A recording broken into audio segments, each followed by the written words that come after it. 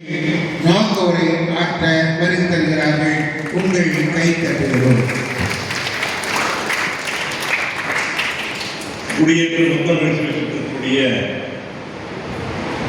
29ஆம் ஆண்டு இன்பத் தமிழ் திருவிழாவின் 2ஆம் நாள் காலை நிகழ்ச்சிக்கு தலைமை பொறுப்பினை ஏற்றிருக்கிற குடியேற்ற பாரத ஸ்டேட் வங்கியினுடைய முதன்மை மேலாளர் பெரும் மதிப்பிற்கு மரியாதைக்குரிய திரு என் சுரேஷ் பாபு அவர்களே, முன்னிலை வைத்துக் கொண்டிருக்கிற துணை கிளை மேலாளர் திரு தீபக் அவர்களே, திரு நவீன் அவர்களே,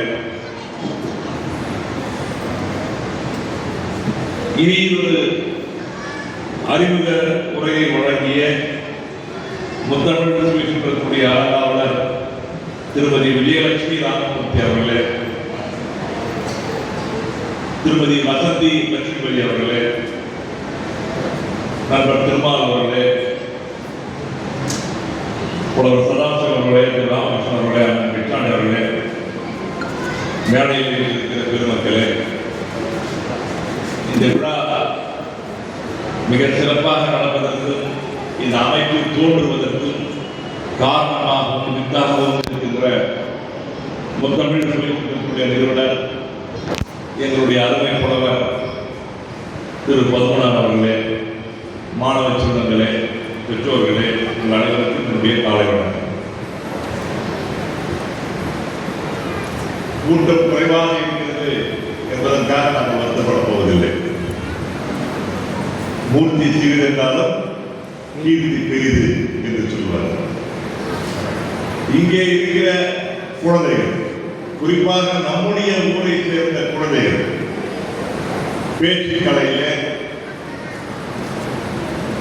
ஒப்புவித்தல் கலையில, பாடல் கலையில, நாடக கலையில பயிற்சி பெற வேண்டும், தேர்ச்சி பெற வேண்டும் என்ற உயர்ந்த நோக்கத்தோடு மிக அன்பாடப்பட்டு இந்த விழாவை, இந்த நிகழ்ச்சிகளை ஏற்பாடு செய்யும். குறிப்பாக இதற்காக அன்பு சகோதரி விஜயலட்சுமி ராமமூர்த்தி அவர்களும் திருமதி லட்சுமி அவர்களும்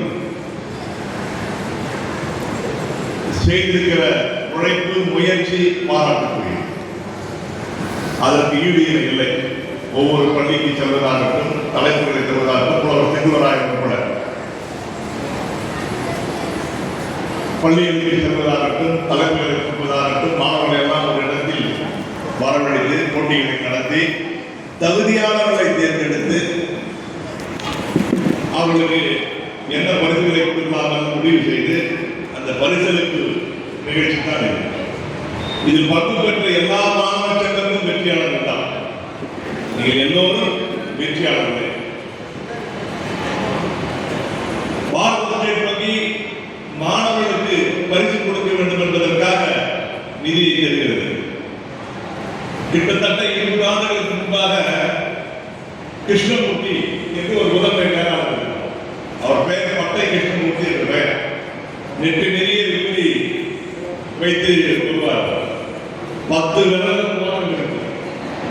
அவர்தான் முதலில் நாங்கள் இதற்கு உதவி செய்கிறோம் என்று சொன்னார். ஆச்சரியம் என்னவென்றால், அவர் ஓய்வு பெற்ற பிறகு கூட 20 ஆண்டுகள் தொடர்ந்து பணம் அனுப்புவது, இறக்கும் வரை அனுப்பிவிட்டார். அவர் இறக்கும் வரை இந்த நிகழ்ச்சிக்கு அவர் பணம் அனுப்பி வந்தார். பணம் வந்ததா என்று சரித்திருக்கிறார் போன தொலைபேசி அழைத்து.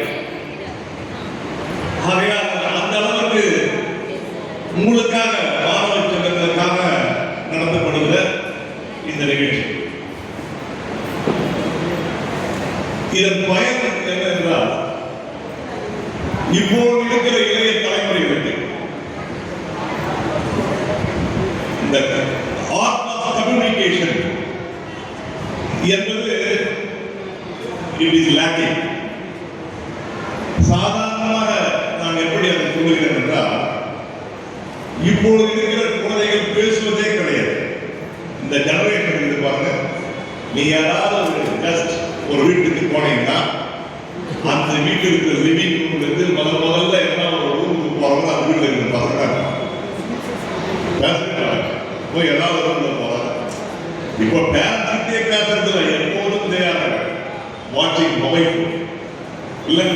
எத்தனை பேர் அவங்க அப்பா அம்மா கிட்ட மகிழ்ச்சியா பேசியிருக்காங்க, விளையாடி இருக்காங்க தெரியாது.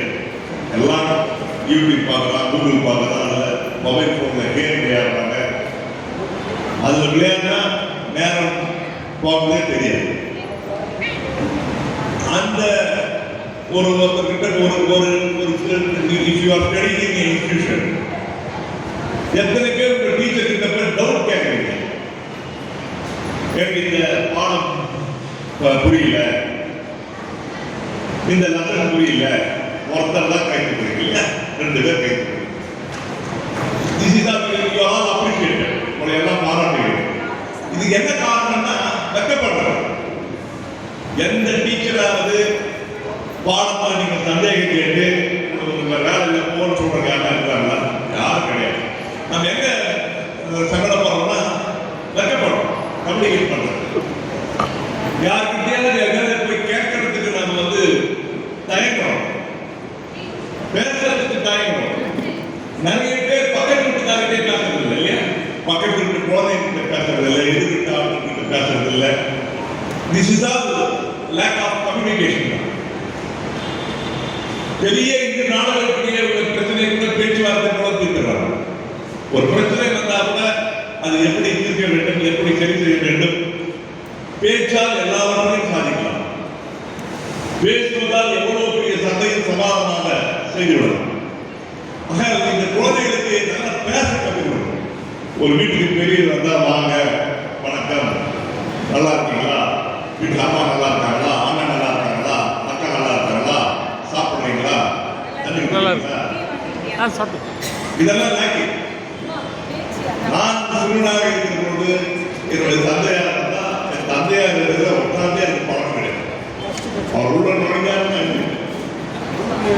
பெரும்பாலான என் வயது மற்றவர்கள் எல்லாம் அப்படிதான் இருப்பாங்க. இப்ப நீங்க கொஞ்சம் ஃப்ரெண்ட்லியா பேசுறீங்க, இப்ப இருக்கிற பேரண்ட்ஸ் மட்டும்தான். எங்களுக்கு அந்த வாய்ப்புலாம் கிடையாது. அப்பாலாம் பயத்தான். அவரை பார்த்தா அவர் பயம். திடீர்னு நான் படிக்கிற இன்ஸ்டிடியூஷனுக்கு வருவாரு, நேரா டீச்சரை பார்ப்பாரு. சார், என் பையன் நல்லா படிக்கணும்னா ஸ்கூலுக்கு ஒழுங்கா வரானா, அவன் கண்ணு 2 மட்டும் விட்டுட்டு என்ன வேணா பண்ணுங்க சார், தோலை உரியும் சார். இப்ப நாம செய்ய முடியுமா? செய்ய முடியாது. ஆனா this change is welcome.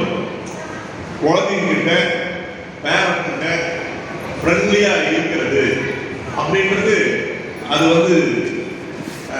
நாம் பாராட்டக்கூடியது. அதை நாங்கள் வரவேற்கிறோம். ஆனால் அதே சமயம் கண்டிப்போடு இருக்க வேண்டும். அந்த கண்டிப்பு குழந்தைகளுக்கு மிக மிக முக்கியம். நான் எல்லா கூட்டங்களிலும் சொல்வது, குழந்தைகளை அந்த பணத்தின் அருமை சொல்லி நீங்கள் வளர்க்க வேண்டும். ஒரு பென்சில் கேட்டால் உடனே வாங்கி தரக்கூடாது. போன முறை பென்சில் வாங்கி கொடுத்தேன் என்னாச்சு, போன முறை பென் வாங்கி கொடுத்தேன் என்னாச்சு, எங்க அந்த பென், எங்க அந்த பென்சில், கடைசி வரைக்கும் அந்த பென்சிலை யூஸ் பண்ணியா கேட்கணும். அதே போல குழந்தைகள் கூட ஒரு பொருளை நீங்கள் எடுத்து போனீங்கன்னா எவ்வளவு பாதுகாப்பாக பயன்படுத்த வேண்டும், எவ்வளவு சிக்கனமாக பயன்படுத்த வேண்டும் என்பதையெல்லாம் நம்மகிட்ட பணம் இருப்பான். மகாத்மா காந்தி சொன்னார், ஒரு தீக்குச்சியை கூட அவர் பேஸ்ட் பண்ண மாட்டார். அது ஒரு 10 பைசா தீக்குச்சி பார்க்காதீங்க. அந்த தீக்குச்சிக்கு பின்னால் எவ்வளவு பெரிய உழைப்பு இருக்குன்னு பாருங்க. ஒரு தீக்குச்சி உருவாக்கணும்னா ஒரு மரத்தை வெட்டணும். அந்த மரத்தை வேற ஒரு இடத்துல இன்னொரு இடத்துக்கு எடுத்து வரணும். அதை சின்ன சின்ன குச்சிகளாக தயார் பண்ணணும். அந்த குச்சிகளுக்கு பாலிஷ் பண்ணணும். அப்புறம் அந்த மருந்து தயார் பண்ணணும். அந்த குச்சியில் அந்த மருந்தை வைக்கணும். அப்புறம் அது ட்ரை ஆகணும், காய வைக்கணும். அதற்கான ஒரு பெட்டி தயார் பண்ணணும். அந்த பெட்டிக்கு 2 பக்கம் மருந்துகள் போடணும். இந்த குச்சிகளை அந்த பெட்டிகளில் அடங்க வேண்டும். எவ்வளவு பெரிய உழைப்பு இருக்கு பாருங்க ஒரு சின்ன தீக்குச்சிக்கு. ஆனால் அந்த தீக்குச்சியை நம்ம அனாவசியமாக நாங்கள் we should not waste it. இப்படி ஒவ்வொரு பொருளுக்கு பின்னாலும் ஒரு மிகப்பெரிய உழைப்பு இருக்கிறது. எங்கேயோ ஏதோ ஒரு இடத்தில் ஒரு விவசாயம் பயிரிட்டு பாதுகாத்து அறுவடை செய்கிற அந்த நெல் தான் நீங்கள் சாப்பிடுகிற பொழுது உங்களுக்கு தப்பில் நாம் மிக எளிதாக சாப்பிட்டு ஜீரணம் செய்து விடுகிறோம்.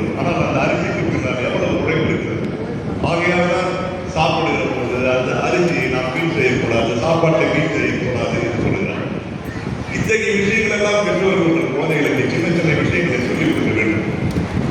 நான் என்னுடைய சகோதரியின் மகன் இன்றைக்கு ஜப்பானில் வேலை செய்கிறார். அவர் மெக்கானிக்கல் இன்ஜினியரிங் படித்திருக்கிறார். நான் அவரிடம் கேட்டேன், ஏன்னா போய் ஜப்பானில் போயிருக்கிற, மற்ற நாடுகளில் போனால் ஜப்பான் போன்ற நாடுகளில் போனால் நிறைய சம்பளம் கிடைக்குது, இங்கே வந்து பெரிய ஊதியம் கிடைக்காது. அவன் கிட்டத்தட்ட 10 வருடமாக அங்கே இருக்கிறான். அவன் சொன்னான், I can earn money, more money in other European countries and Western countries, but the happiness I am enjoying in Japan, I cannot get anywhere in the world. என் உழைப்பின் சிறப்பை அவன் மதிக்கிறான், என் உழைப்புக்கு மரியாதை கொடுக்கிறான். அந்த நகரம் மிக அமைதியாக இருக்கிறது. ஒரு கை கழுவ போனால் கூட நிதானமான வரிசையில் இருந்து கை கழுவுகிறார். ஒரு ஞாயிற்றுக்கிழமை வேலையில் நான் அலுவலகத்துக்கு சென்றேன். அந்த அலுவலகத்தில் ஒரு மூத்த அதிகாரி என்று சொன்னார், சற்று வயதான ஓய்வு பெற்ற வேலையாட்கள் எல்லாம் இன்றைக்கு பணிக்கு வருவார்கள். அவர்கள் வயதானவர்கள் ஓய்வு பெற்றது என்று அவமதித்து விடாது. அவர்கள் எந்த ஊதியமும் வாங்காமல் இந்த தொழிற்சாலையை சுத்தம் செய்வதற்காக ஞாயிற்றுக்கிழமைகள் வருகிறார்கள். அவர்கள் வேலை பார்த்த தொழிற்சாலைக்கு அவர்கள் நன்றி செலுத்தி விரும்புகிறார்கள். எப்பேற்பட்ட நாடு, எவ்வளவு பெரிய உயர்ந்த பண்பு! இத்தகைய செய்திகளை, இத்தகைய பண்புகளை நம்முடைய இளைய சமுதாயத்துக்கு நாம் கற்றுத்தர வேண்டும் என்பதுதான் வேண்டும். மாணவ சொல்றதிலே, you are all facing a competitive world. நான் படிக்கிற பொழுது உலகம் மிகப்பெரியதாக இருந்தது. அன்றைக்கு ஆங்கில பாடத்திலே ஒரு உரைநடை வந்தது, world is shifting day by day, உலகம் தினம் சுருங்கிக் கொண்டே இருக்கிறது. அது எதனால் என்றால் கம்யூனிகேஷன் டெவலப்மெண்ட். ஒரு காலத்தில் இங்கிருந்து நீங்கள் வேலூருக்கு செல்ல வேண்டும் என்றால் 2 மணி நேரம் 3 மணி நேரம் ஆகும். பஸ்ஸுக்காக நீங்கள் காத்திருக்க வேண்டும். ஒரே ஒரு சாலை தான், சிங்கிள் ரோடு இருக்கும். ஆனால் இன்றைக்கு 4 வழி சாலைகள் இருக்கிறது. நிமிடத்திற்கு ஒரு பேருந்து இருக்கிறது. 5-6 மணி நேரத்தில் நீங்கள் வேலூர் செல்ல வேண்டும். வேலூருக்கு இங்கிருந்து தொலைபேசியில் பேச வேண்டும் என்றால் நீங்கள் ட்ரெண்ட் கால் புக் செய்ய வேண்டும். ட்ரெண்ட் கால் புக் செய்து நீங்கள் காத்துக் கொண்டிருக்க வேண்டும். பிறகு தொலைபேசி அலுவலகத்திலிருந்து அழைப்பார்கள், நீங்கள் உங்களுக்கு கால் செய்தீர்கள், வருகிறது, அட்டன் செய்கிறது. பாதி கேட்டார். ஆனால் இன்றைக்கு குடியேற்றத்தில் இருந்து கொண்டு பிரான்சில் இருக்கிற ஒருவருக்கு நாம் வீடியோ காலில் பேசி விடுகிறோம், இமெயிலில் செய்திகளை அனுப்புகிறோம். உலகம் எப்படி கொண்டிருக்கிறது என்பதை நீங்கள் யோசனை செய்யுங்கள். முன்பெல்லாம் நீங்கள் முடியாததில் இருக்கிறவர்களோடு போட்டி போட்டுக் கொண்டிருந்தீர்கள். இன்றைக்கு உலகம் முழுவதும் எல்லோரோடும் நீங்கள் போட்டி போட்டுக் கொண்டிருக்கிறீர்கள். இன்றைக்கு அலுவலகத்துக்கு செல்ல வேண்டிய வேலை இல்லை, வீட்டில் உட்கார்ந்து கொண்டே நீங்கள் வேலை செய்யலாம். அப்படி இந்த வேலை ஷிஃப்டிங் டே பை டே என்று சொல்கிறாரே, இதற்கு ஏஐ வந்துவிட்ட பிறகு, ஆர்டிபிஷியல் இன்டெலிஜென்ஸ் வந்துவிட்ட பிறகு யாருக்கும் வேலை இல்லாமல் போய்விடும். ஆகவே உங்கள் வேலையை வேறு விதத்தில் நீங்கள் உங்கள் அறிவை நிறுத்தி செய்து கொள்ள வேண்டும். அதற்கான முயற்சிகளில் நீங்கள் ஈடுபட வேண்டும். ஆகையால் சாதாரண திறமை இன்று வளர்வதற்கு, இன்றைக்கு உங்கள் வாழ்க்கையில் முன்னேறுவதற்கு பத்தாது. உங்கள் திறமைகளை பல மடங்கு நீங்கள் வளர்த்துக் கொண்டால்தான் நீங்கள் வாழ்க்கையில் வெற்றி அடைய முடியும். உங்களுக்கு இருக்கிற ஒரே வேலை என்ன? படிக்கிறதா? உங்களுக்கு இருக்கிறது 6 சப்ஜெக்டா 7 சப்ஜெக்டா? 6 சப்ஜெக்ட், 6 பிரிவுக்கு 6 புத்தகம். அந்த 6 புத்தகத்தை சொல்லிக் கொடுப்பதற்கு 6 ஆசிரியர்கள். அந்த 6 புத்தகத்தை, ஒவ்வொரு புத்தகமும் ஒரு குறைந்தபட்சம் 700 புத்தகம் என்றால் 6 பக்கம் என்றால் 6 7 42, 4200 பக்கம். இந்த 4200 பக்கத்தை சொல்லிக் கொடுப்பதற்கு உங்களுக்கு 6 ஆசிரியர்கள், 1 வருடம் கால அவகாசம், அது இல்லாமல் மாலை நேர டியூஷன்கள். இது படித்து மதிப்பெண் எடுப்பதற்கு நமக்கு எந்த கஷ்டம்?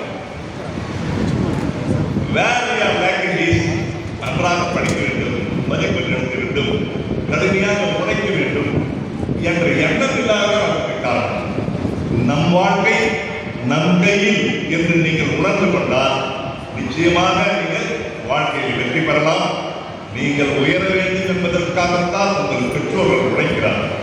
நீங்கள் வாழ்க்கையில் முன்னேற வேண்டும் என்பதற்காகத்தான் உங்களோடு வந்து உடல் இணைந்து யாழ் இணைந்து என்பதாம் மக்கள் தம் மழலை சொல் கேளாதார் என்று வள்ளுவர் பிறந்தவை கூறியதற்கு ஏற்ப நம்முடைய குழந்தைகளின் மழலை பாட்டுகளை மழலை பேச்சை கேட்டு ஆனந்தம் அடைய வேண்டும் என்பதற்காக அவர்கள் இங்கே வந்திருக்கிறார்கள். ஆகையால் நீங்கள் செய்ய வேண்டிய கடமை ஒன்றுதான், நன்றாக படித்து முன்னேறி உங்கள் பெற்றோர்களுக்கு பெருமை செய்ய வேண்டும் என்று கூறி வாய்ப்புக்கு நன்றி கூறி விடைபெறுகிறேன். நன்றி, வணக்கம்.